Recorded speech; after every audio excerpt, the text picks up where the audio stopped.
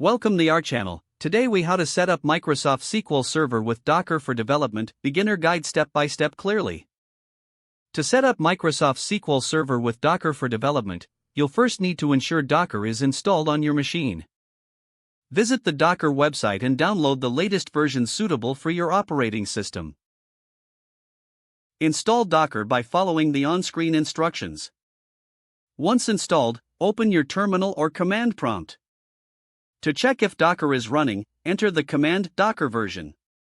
Next, pull the Microsoft SQL Server Docker image from the Docker Hub.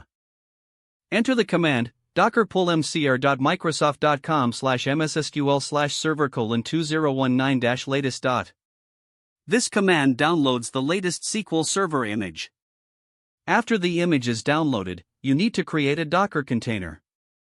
Use the following command to create and run the container. Docker runny accept _eula equals yes _password equals yourstrong, pass 0 rdp 1433:1433 name SQL server dmcr.microsoft.com/mssql/server:2019-latest. Replace yourstrong, pass 0 rd with your The P1433:1433 option maps the SQL Server port to your local machine. Now, check if your SQL Server container is running using the command docker ps. If you see your container listed, it's running successfully. Next, you can connect to your SQL Server instance using SQL Server Management Studio or any other SQL tools. Open your SQL client and connect using the server name localhost and the port 1433.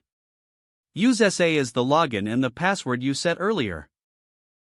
Once connected, you can start creating databases and tables for your development needs. To stop the container later, use the command docker stop SQL Server. To restart it, use docker start SQL Server. For persistent data, consider creating a volume by adding the v flag when running the container. Example, vSQL data /var/op/mssql. This ensures your databases are not lost when. Congratulations, you've successfully set up Microsoft SQL Server with Docker for development. If the page does not load, refresh the browser or try again in a private or incognito window. Make sure you are using the correct email address, then retype it carefully to avoid small typos. If your password is not accepted, use the reset option and create a new strong password you can remember. Check your spam folder for verification or security emails, then complete any requested confirmation steps. Enable two-factor authentication if available to improve account security and reduce unauthorized access risk. After signing in, review your profile details so your contact information and settings are accurate and current.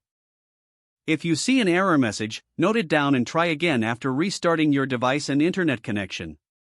Log out when you finish, especially on shared devices, to keep your account and payment information secure.